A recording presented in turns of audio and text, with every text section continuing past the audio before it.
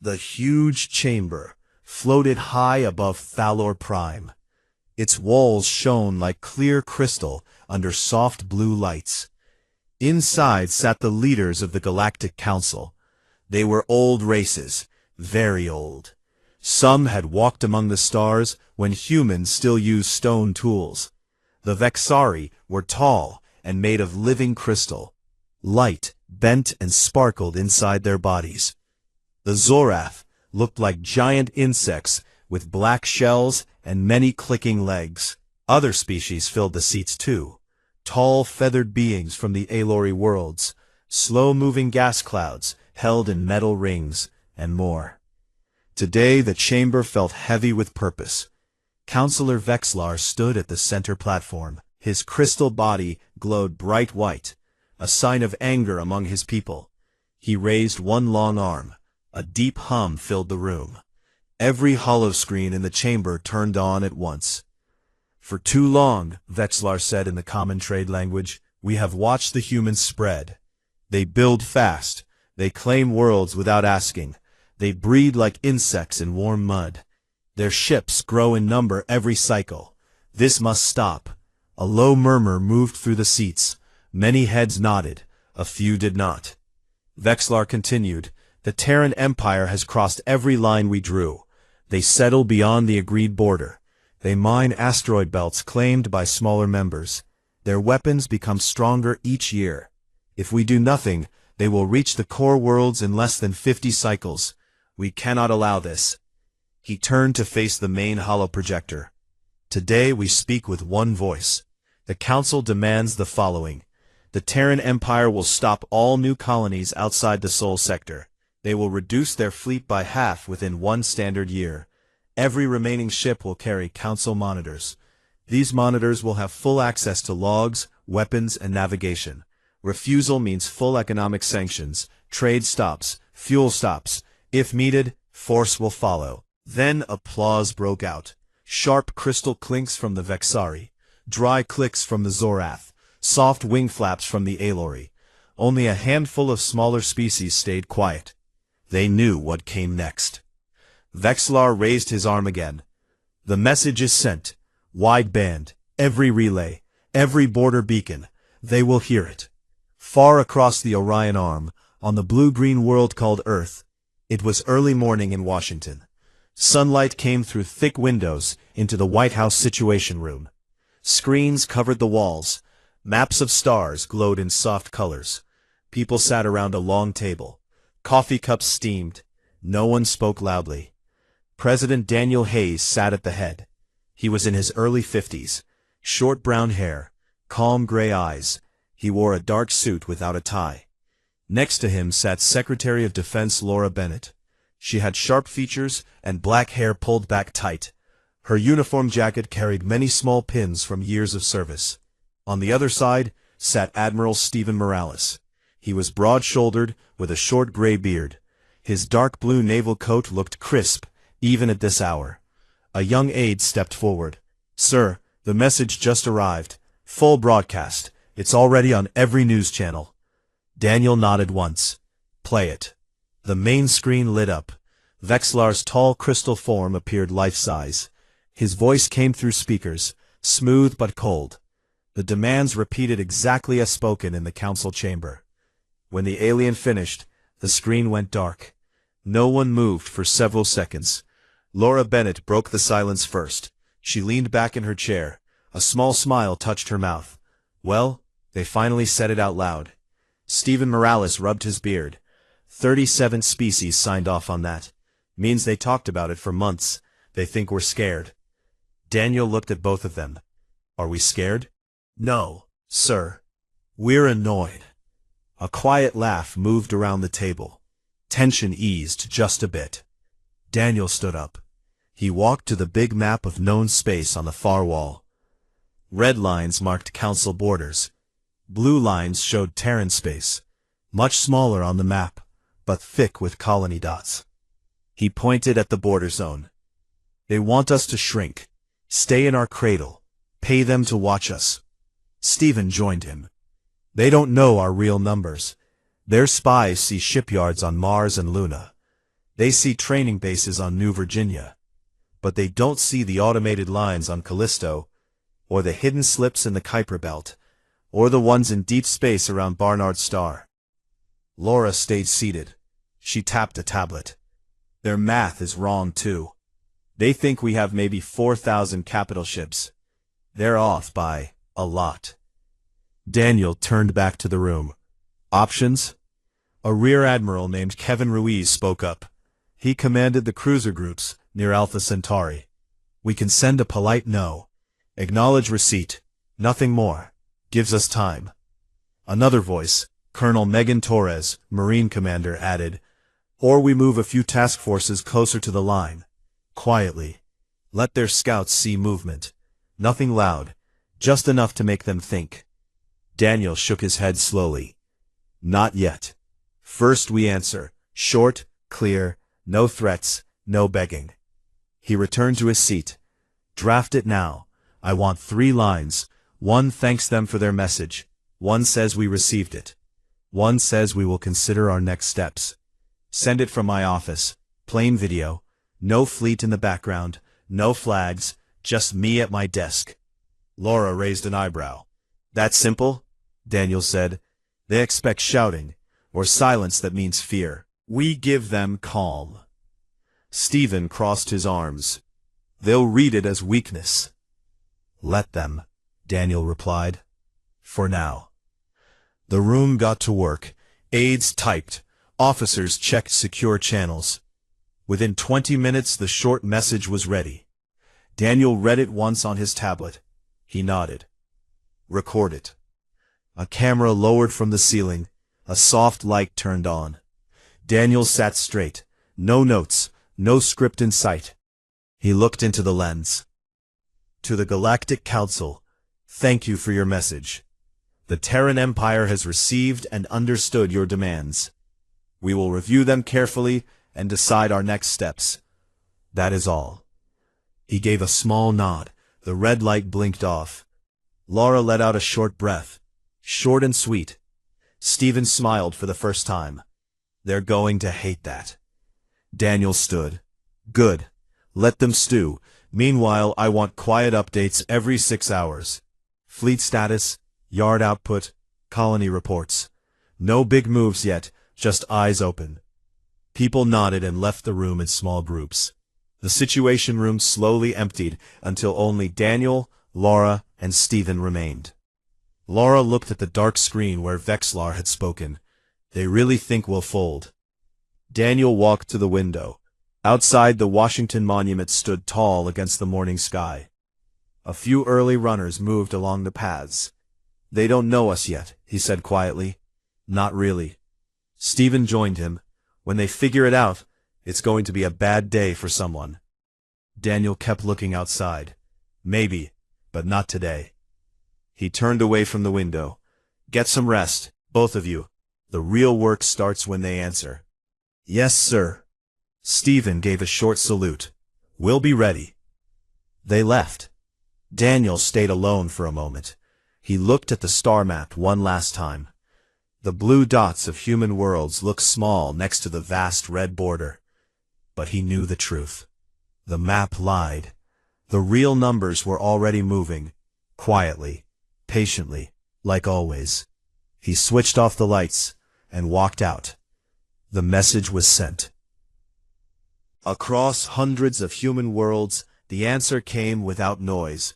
No alarms sounded. No crowds gathered in streets. Life went on as normal. But under the surface, everything moved. On Mars, the red dust never stopped blowing. Huge shipyards sat under clear domes. Machines worked day and night. Arms lifted steel plates. Welders sparked bright white. Cranes swung long sections of hull into place. For years, the yards built at the same steady speed. Now the orders changed a little. One line slowed. Another line sped up.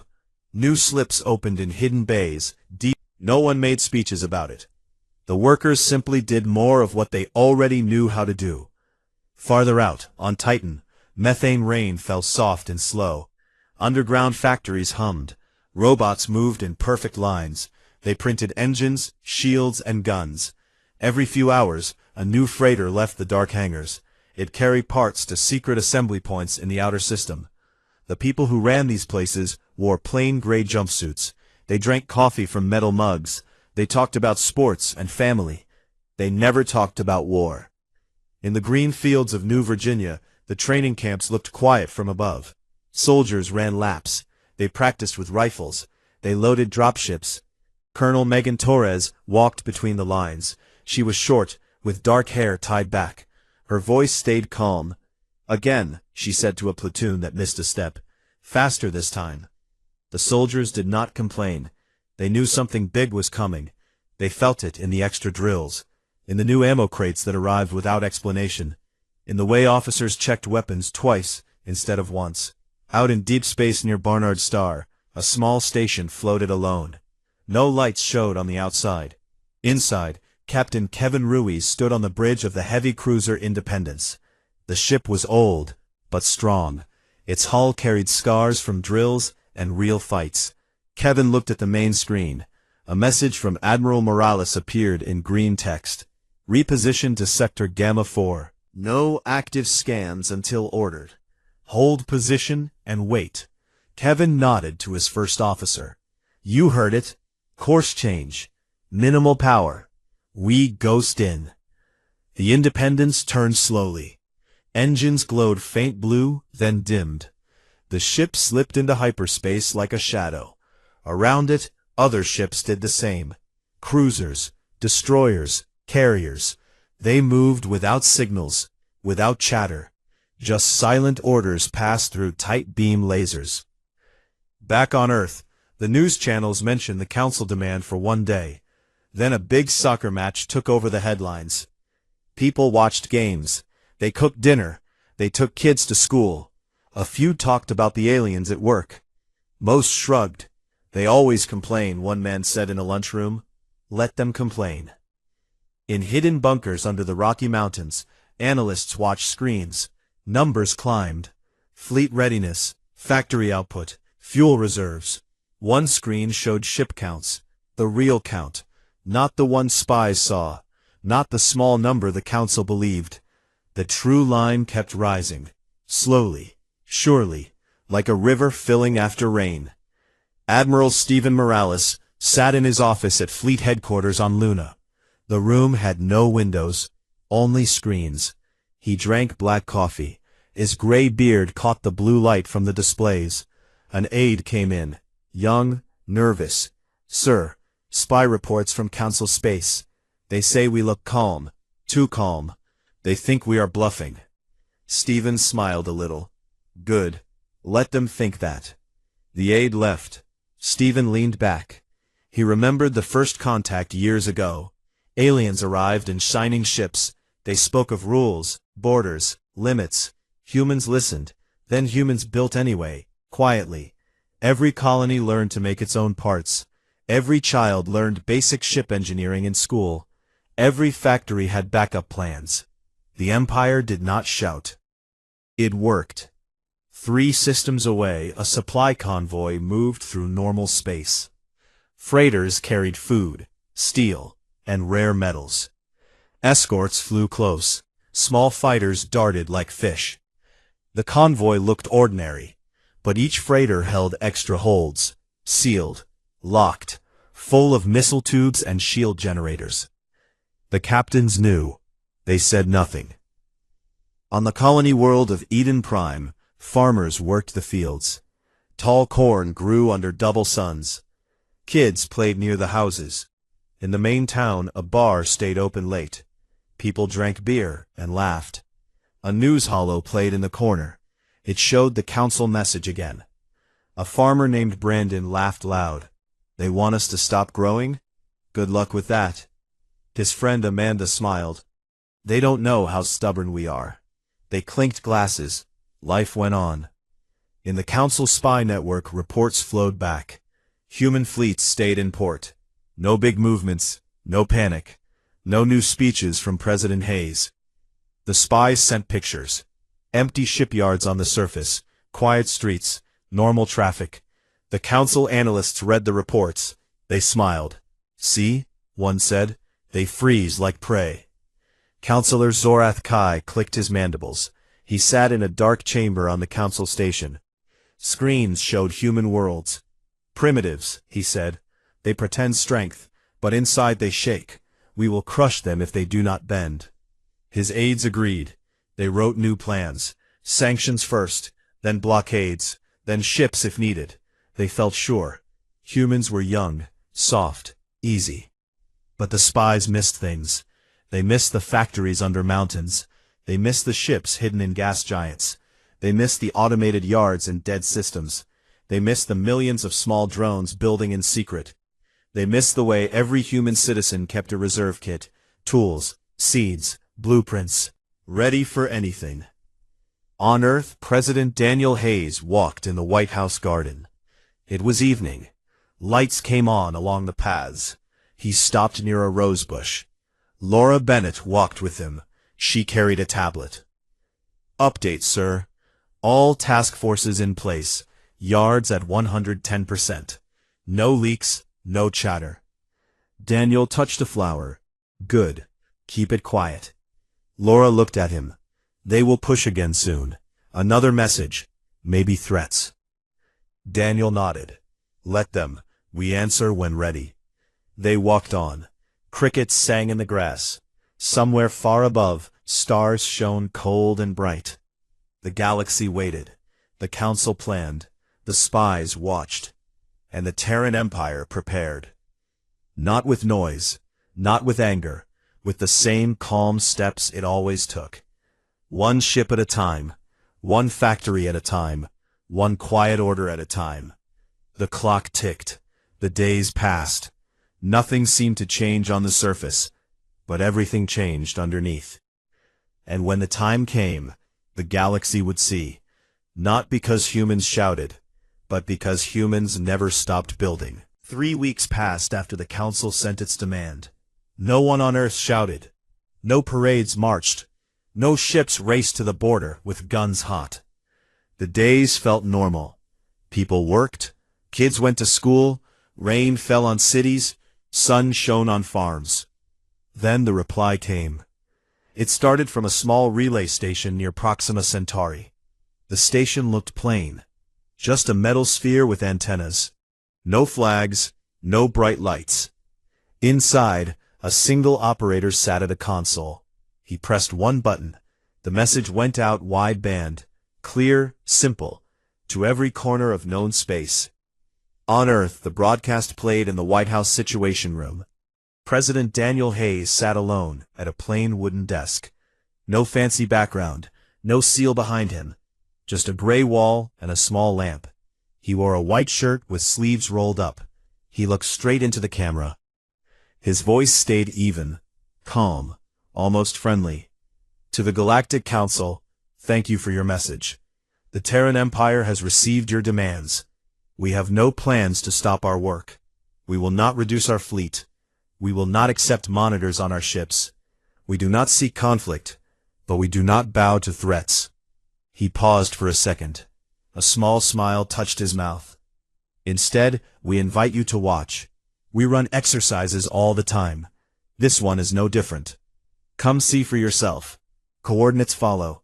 Observation point Delta 9, just outside our space. Bring your ships, bring your sensors, look as long as you like. We will not hide. The screen went dark. In the council chamber, the message arrived like cold water. Vexlar watched it twice. His crystal body flashed dull orange. That was surprise. Zorath Kai clicked his legs fast. A trick, he said. They bluff. They show nothing. A small Aelori delegate tilted her feathered head. They sound certain. Vexlar turned. Then we go. We watch. We prove they lie. The council moved fast. 30 warships left their docks. Sleek Vexari cruisers with crystal spines. Zorath carriers full of drones. Aelori scouts with wide sensor wings. They jumped through hyperspace. They arrived at the given coordinates in perfect formation. Guns stayed cold, but eyes stayed open. The observation point was empty space, just black nothing between two dim red stars. The council ships spread out. Sensors swept wide. Nothing. No ships. No signals. Only quiet. Zorath Kai sent a tight beam to the others. See? Empty. They waste our time. Then the first contact appeared. 1 dot on the sensors. Then 10. Then 100. Then thousands. The void filled up. Horizon to horizon the black turned silver. Ships. Human ships. They came in waves. Not rushing. Not charging. Just appearing. One formation after another. Perfect lines. Perfect spacing. Like they had practiced for years. The Council sensors screamed with data. Capital ships. Heavy cruisers. Destroyers. Carriers. Support vessels. Fuel tankers. Repair tugs. Fighters in tight swarms. Numbers climbed fast. 5,000, 10,000, 20,000, and still more translated in from hyperspace. Calm, steady, no noise, no battle music, just presence. A junior Zorath officer stared at his screen, his mandibles opened wide. This cannot be. Vexlar's voice shook over the comms. Count again. They counted. The numbers did not lie. Admiral Stephen Morales appeared on an open channel. His face filled every council bridge screen. He wore his dark blue coat. His gray beard looked neat. His voice stayed polite, like a teacher explaining a simple fact. This is Admiral Stephen Morales, of the Terran Imperial Navy. Welcome to Observation Point Delta 9. What you see is a routine fleet exercise. About 20% of our active strength. We do this 4 times a year. Sensors are open. Scan what you want. Ask questions if you like. We will answer. He nodded once. The screen stayed on him for a moment. Then it cut. Panic moved through the council ships like wind. Officers shouted. Techs recalibrated. Captains stared at screens that refused to stop climbing. One Aelori scout ship drifted too close to a human carrier group. A Terran destroyer slid between them. Not aggressive, just there, a gentle wall of metal. Vexlar tried to speak. His voice cracked. How? How do you have so many? No answer came right away. Then President Daniel Hayes appeared again. Same desk, same calm look. We heard your first question, he said. Here is the answer. Humanity never stopped building. When we met you, we listened, we learned. Then we went home and worked. Every colony has foundries. Every world has yards. Our people serve. They train. They build. Not because we want war. Because we know the galaxy is big, and not everyone is kind. He leaned forward just a little. You asked us to be small. We chose not to. That is all. The broadcast ended. On the council flagship, Vexlar stood frozen. His crystal body dimmed to gray. Zorath Kai paced. His legs clicked loud. They hid this. For years, they hid the numbers. An aide spoke soft. Not hidden, sir. We never looked deep enough. We saw what we wanted to see. Human ships held position. No one fired. No one shouted. They just existed. Huge, organized, ready. The council ships looked small next to them, like toys next to mountains. A few council captains powered down weapons, quietly, one by one. No orders given, just instinct. Back in the main chamber, the rest of the council watched live feeds. Species argued. Some wanted to leave, some wanted to talk, some stared in silence. A small delegate from a quiet world spoke up. We thought they were new, weak. We were wrong. No one answered her. The human fleet stayed, patient. The council fleet waited, nervous. Stephen Morales sent one last message, short, clear. Thank you for coming. Exercise ends in 6 hours. Safe travels home. No threats, no gloating, just the truth. The stars watched. The galaxy listened, and for the first time in a long time the old races felt small. The council ships stayed at the observation point for hours. Their sensors kept working. The numbers did not change. Human ships filled the black space in every direction, row after row, layer after layer. No chaos, no disorder, just calm order that went on forever. Inside the lead Vexari cruiser, Vexlar stood on the bridge. His crystal body flickered between dull gray and faint orange. He could not stay one color.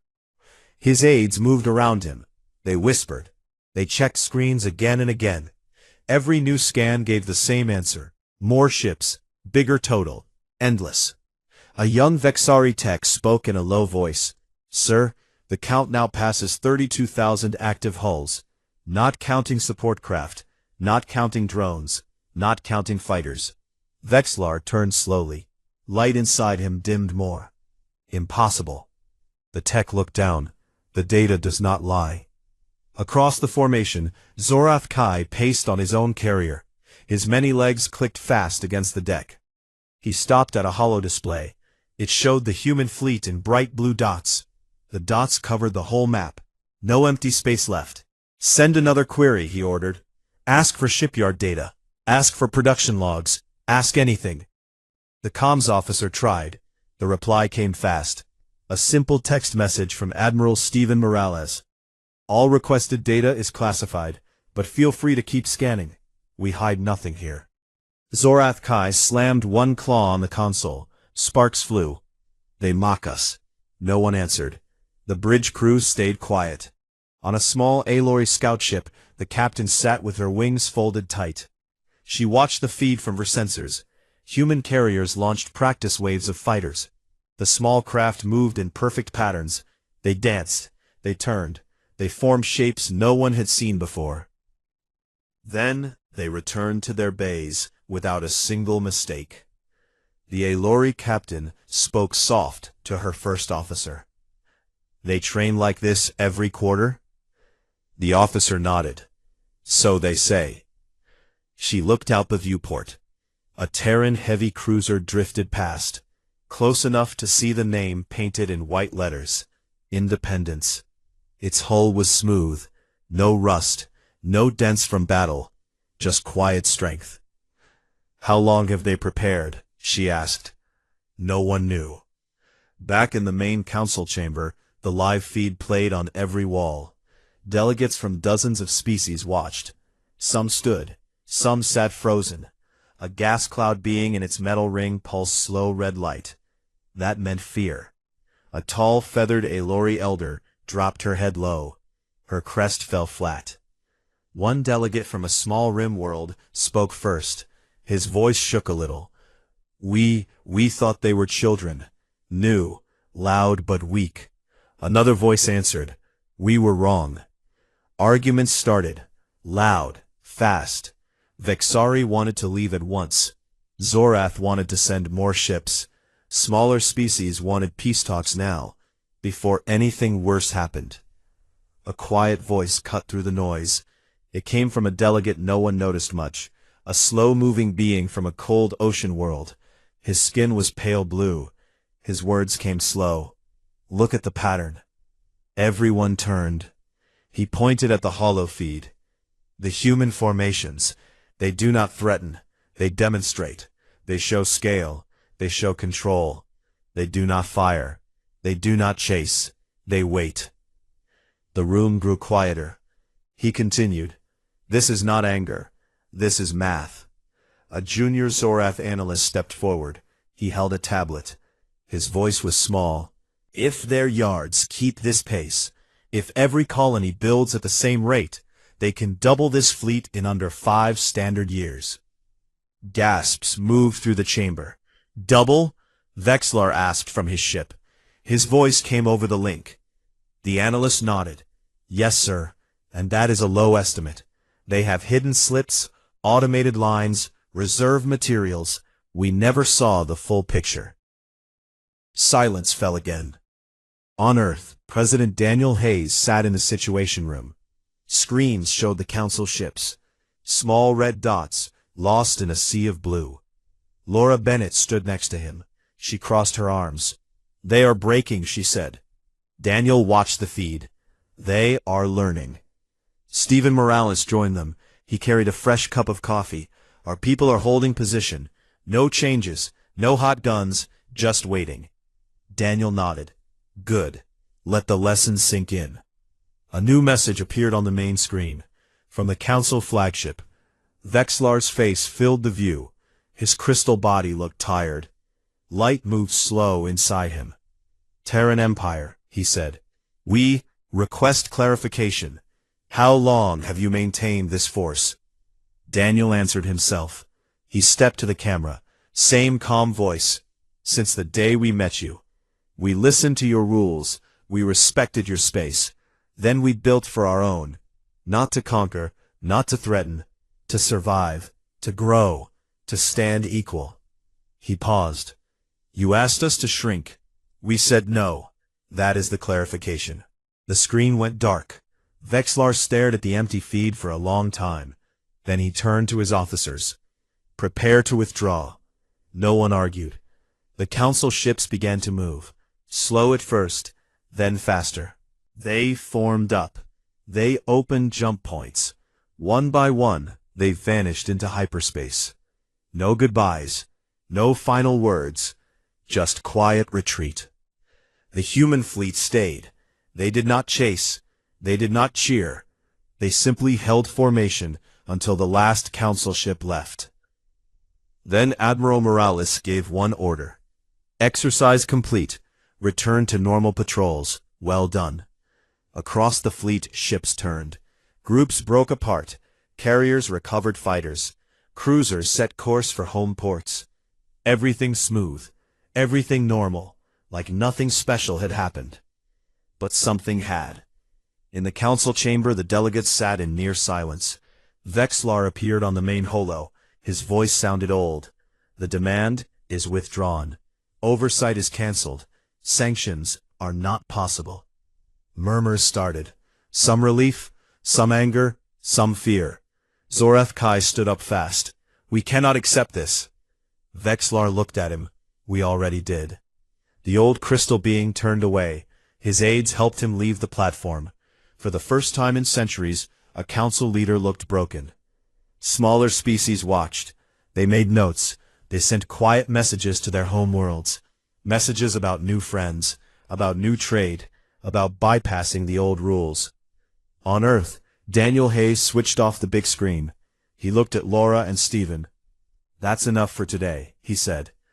Laura smiled. They won't forget this. Stephen raised his coffee cup. To routine exercises. They laughed soft.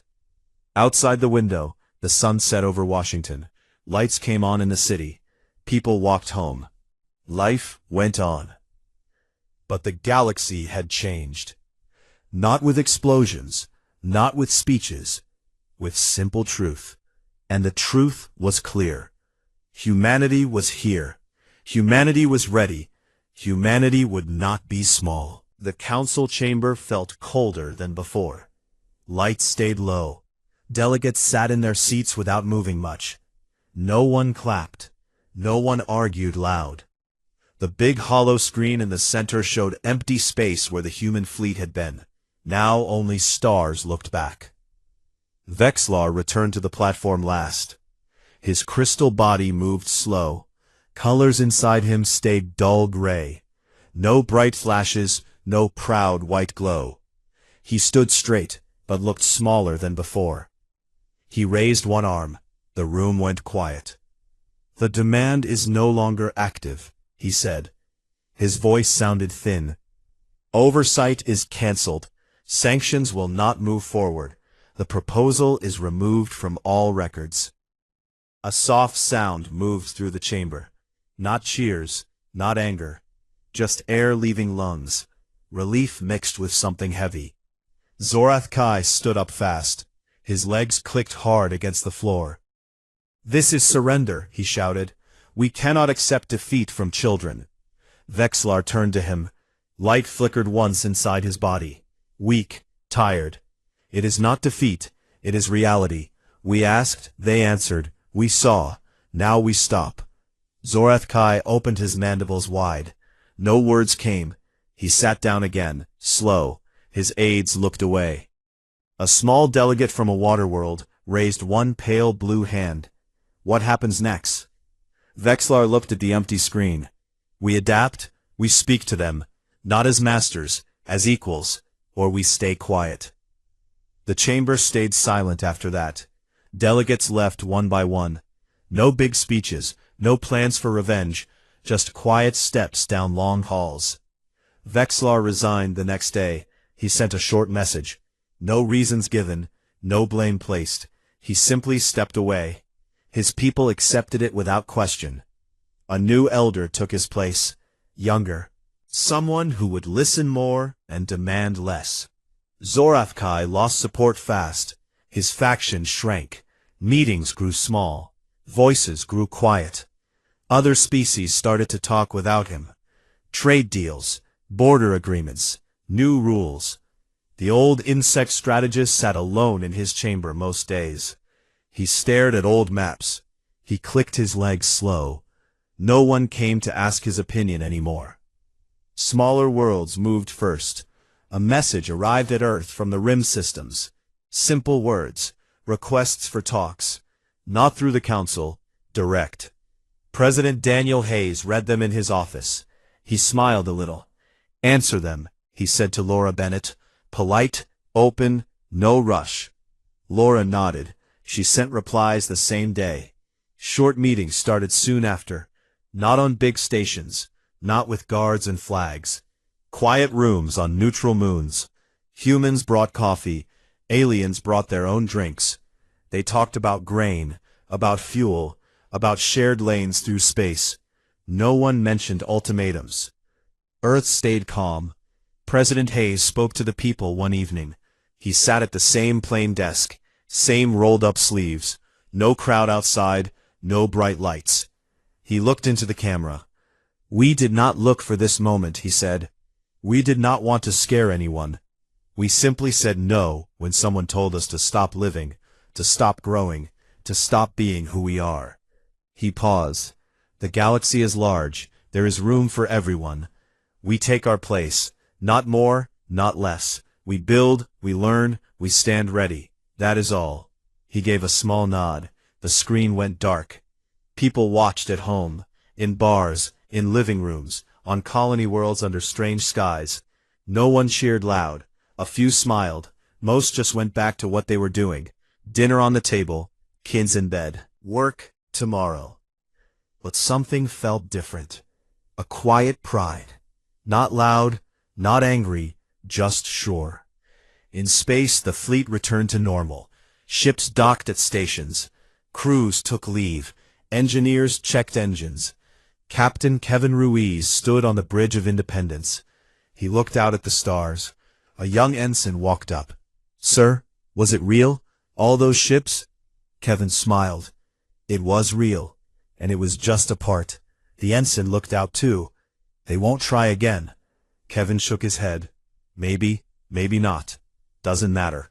We stay ready either way. The ensign nodded. He went back to his station. The ship turned toward home. Months passed. The council changed. Meetings grew shorter. Decisions grew slower.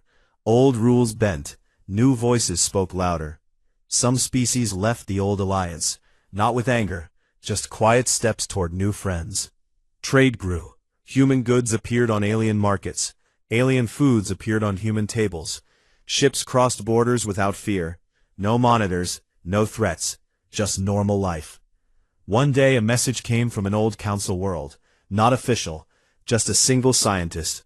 He asked about human automated yards, how they worked, how fast they built. Daniel Hayes read it. He forwarded it to the right people. Share what we can, he said. Not secrets, just facts. The answer went back, polite, open. The scientist wrote again, thanked them, asked more. A small door opened. On Earth spring came. Flowers bloomed in Washington. Daniel walked the garden paths again. Laura walked with him. Stephen joined later. They stopped near the same rose bush. Still blooming, Laura said. Daniel touched a petal, like always. They learned. Daniel nodded. We all did. They stood quiet for a while. Wind moved soft through the trees. Somewhere far above, a ship moved between stars. Quiet, steady, part of something bigger now. The phrase started small. It spread on alien worlds, in bars, in markets, in quiet talks between captains. Do not demand from the Terrans. People said it with care. Some laughed soft, some shook their heads, but everyone understood. They answer in silence, someone would add, and the stars listen. No one argued. The Terran Empire kept growing. New colonies, new ships, new children born under new suns. No rush, no noise, just steady steps forward. They did not conquer. They did not rule. They simply existed, large, calm, unafraid. And the galaxy made room. Not because it had to, because it saw no other choice. In the end, the old demand became a story, told in low voices, a warning, a lesson, about a young species that refused to shrink, about a people who built in silence, about an answer that needed no words, only presence, and that presence changed everything.